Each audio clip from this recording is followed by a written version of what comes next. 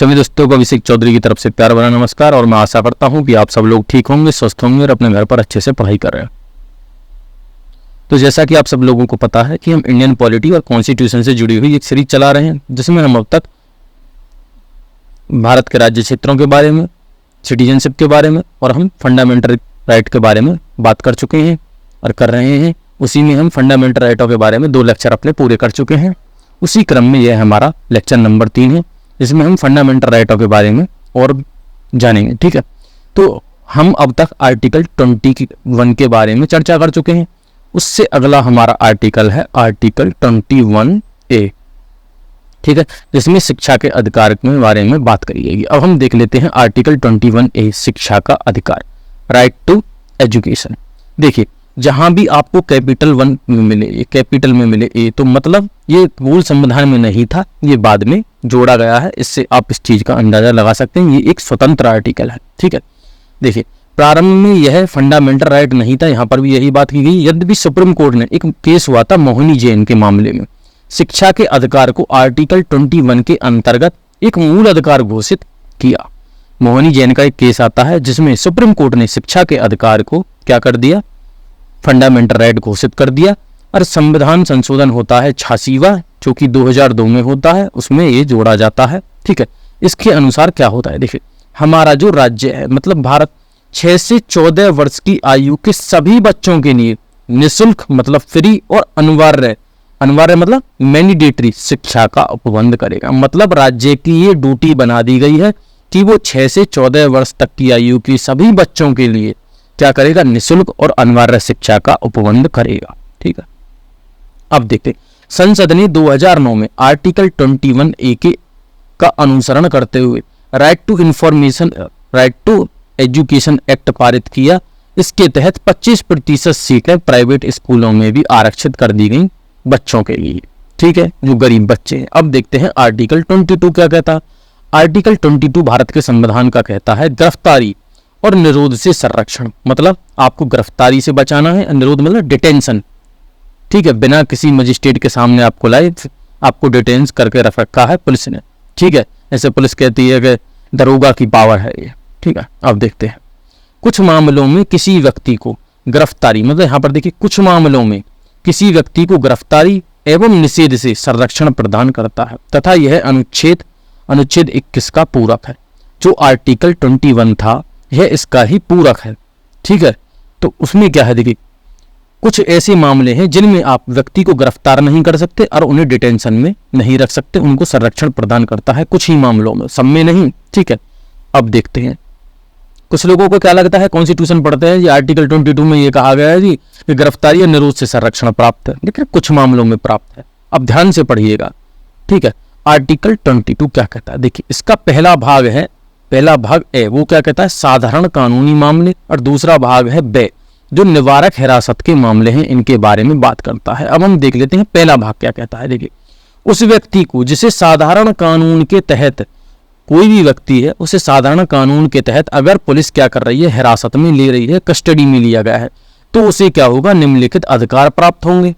कौन से अधिकार प्राप्त होंगे, गिरफ्तार करने के आधार पर सूचना देने का अधिकार। अगर आप उसको गिरफ्तार कर रहे हैं तो उसे गिरफ्तारी का आपको कारण बताना होगा। ठीक है, दूसरा क्या है, विधि व्यवसायी, ठीक है, से परामर्श एवं प्रतिरक्षा करने का अधिकार। कोई भी एडवोकेट है उससे उसे परामर्श करने का और अपना डिफेंस रखने का अधिकार होगा। दंडाधिकारी, दंडाधिकारी मतलब मजिस्ट्रेट के सम्मुख 24 घंटे में वो पेश किया जाएगा।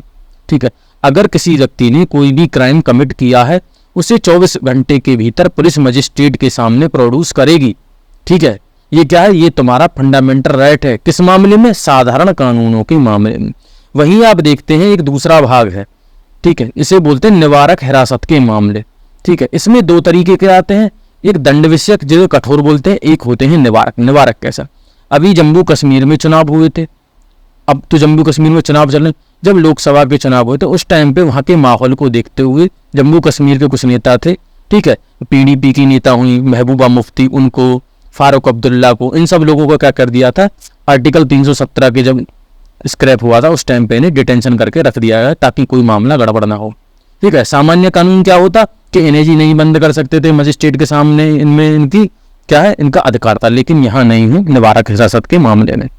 ठीक है, अब देखते हैं, ज्यादा जानने की आवश्यकता नहीं है वरना वकील बन जाओगे।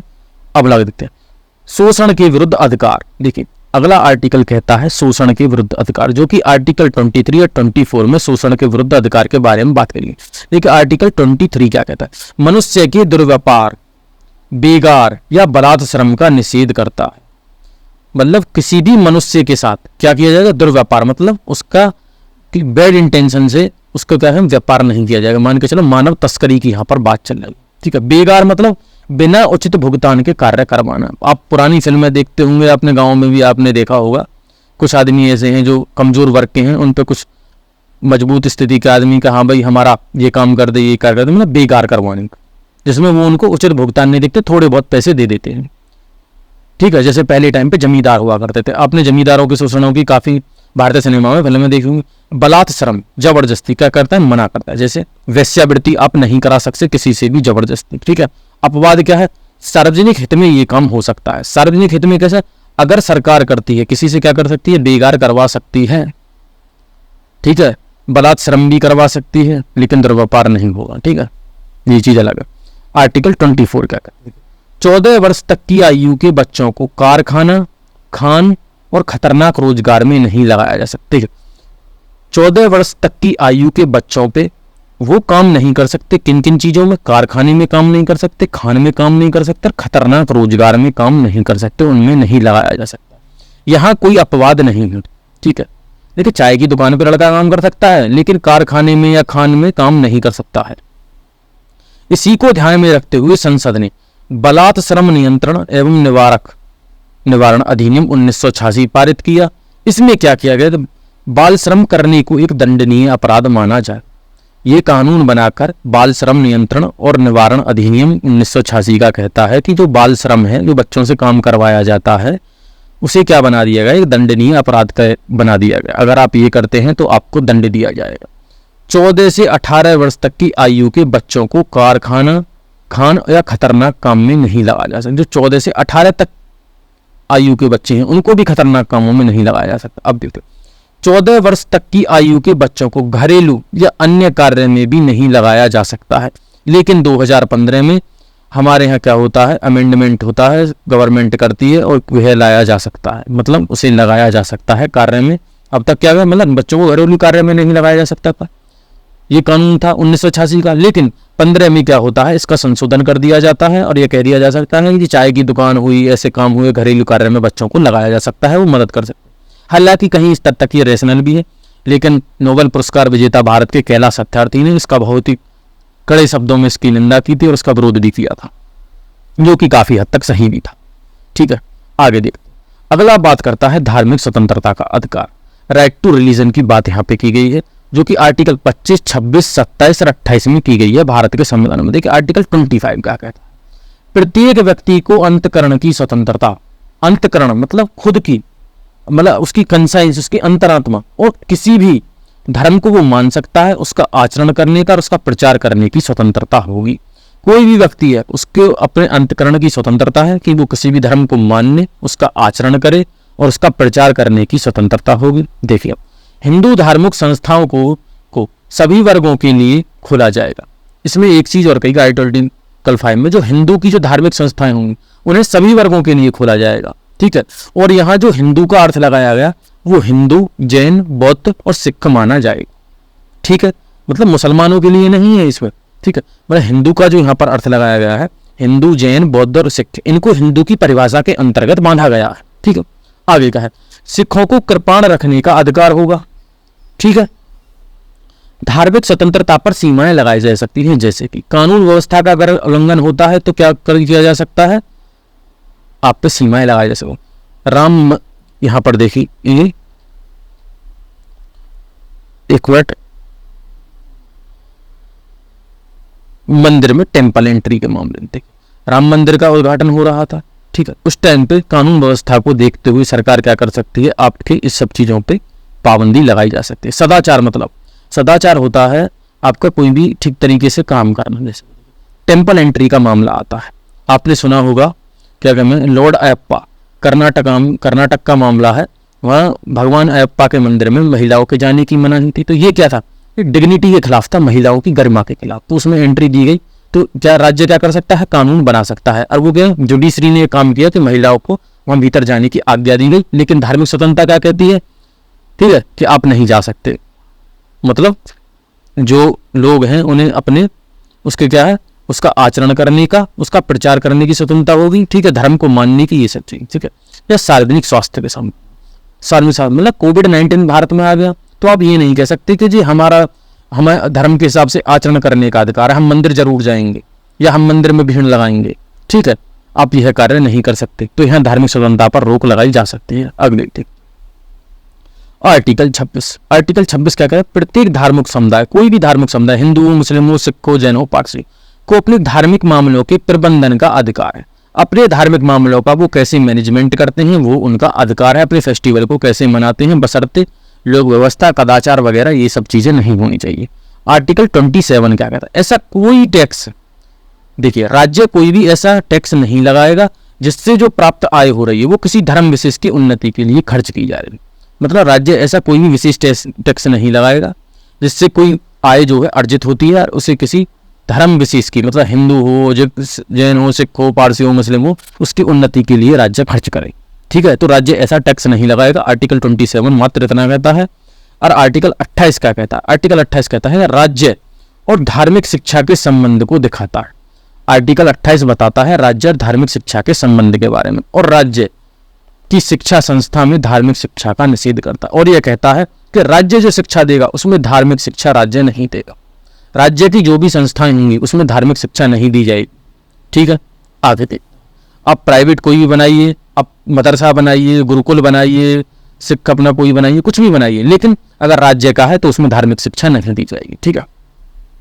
शैक्षिक और सांस्कृतिक अधिकार, जैसे हम बोलते हैं एजुकेशनल एंड कल्चरल राइट्स, जो भारत के संविधान का आर्टिकल 29 और 30 में दिए गए हैं, ये मुख्यतः अल्पसंख्यक वर्ग जो है भारत में, जिन्हें हम बोलते हैं माइनॉरिटीज वर्गों को संरक्षण देते हैं। लेकिन अल्पसंख्यक जो टर्म है वो हमारे संविधान में डिफाइन नहीं की गई है कि अल्पसंख्यक कौन होंगे। तो ये क्वेश्चन भी पूछा जा सकता है, आपको ध्यान में रखना। अब देखिए यहाँ पर आर्टिकल 29 में क्या कहा है, इसमें दो है। आर्टिकल 29 क्लॉज 1, यहाँ क्या कहा गया, नागरिकों का प्रत्येक समूह जिसकी अपनी भाषा होगी, अपनी लिपि होगी और संस्कृति है, को संरक्षण का अधिकार होगा। मान के चलिए इस टाइम पर,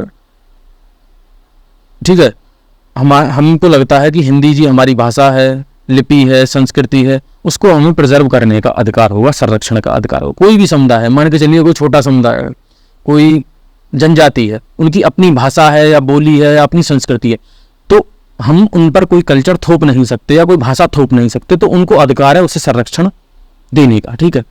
यह अल्पसंख्यक और बहुसंख्यक दोनों को प्राप्त है, ये वाला जो अधिकार है आर्टिकल 29 क्लॉज 1, ठीक है। आर्टिकल 29 क्लॉज 2 क्या है, इसमें ऐसे देखिए ऐसे व्यक्तियों के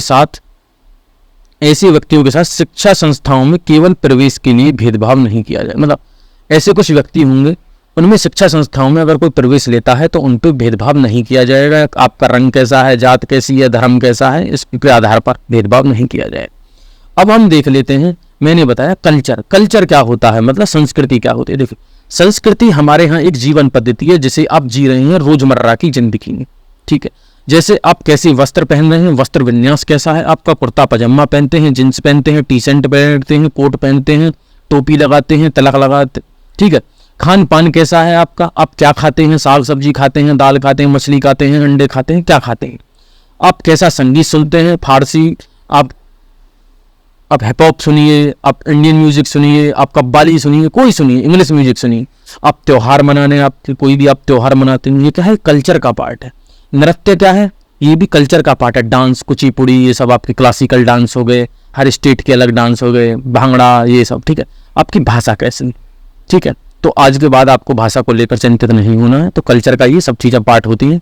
अब देख लेते हैं आर्टिकल 30 भारत के संविधान का क्या कहता है। देखिए सभी अल्पसंख्यक, चाहे वे धार्मिक अल्पसंख्यक हो या भाषाई अल्पसंख्यक हो, देखिए भारत का संविधान दो तरीके के अल्पसंख्यक के बारे में बात करता है, धार्मिक अल्पसंख्यक और भाषाई अल्पसंख्यक, ठीक है।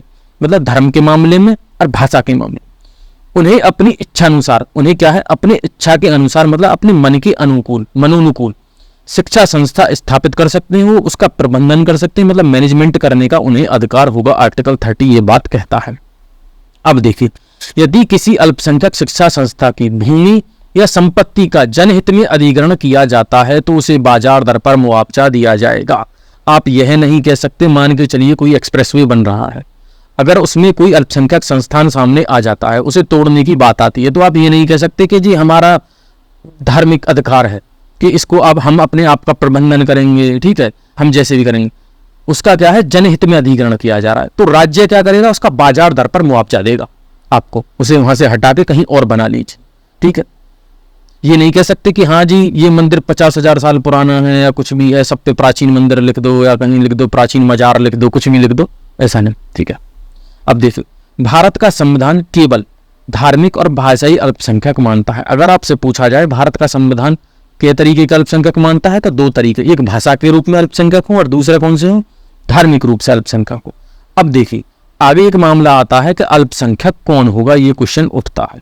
तो यहां पर देखिए केस आता है टीएम पाई फाउंडेशन वर्सेस कर्नाटका स्टेट 2002 का। तो इस पर क्या किया जाता है, जो हमारे अल्पसंख्यक है उनकी परिभाषा दो स्तरों पर की जाएगी, एक राष्ट्रीय स्तर पर नेशनल लेवल पर और दूसरा प्रांतीय स्तर पर अल्पसंख्यक घोषित किया जाएगा और पॉपुलेशन से इसका निर्धारण होगा, ठीक है। जो अल्पसंख्यक होंगे उन्हें दो तरीके से डिफाइन किया जाएगा, राष्ट्रीय स्तर पर, एक प्रांतीय स्तर पर, और इसका जो निर्धारण होगा, ठीक है, इसके बारे में जो बताया जाएगा वो उसका आकलन कैसे किया जाएगा, वो पॉपुलेशन जो जनसंख्या है उसके आधार पर बताया जाएगा, हाँ जी ये अल्पसंख्यक है या ये बहुसंख्यक है, ठीक है।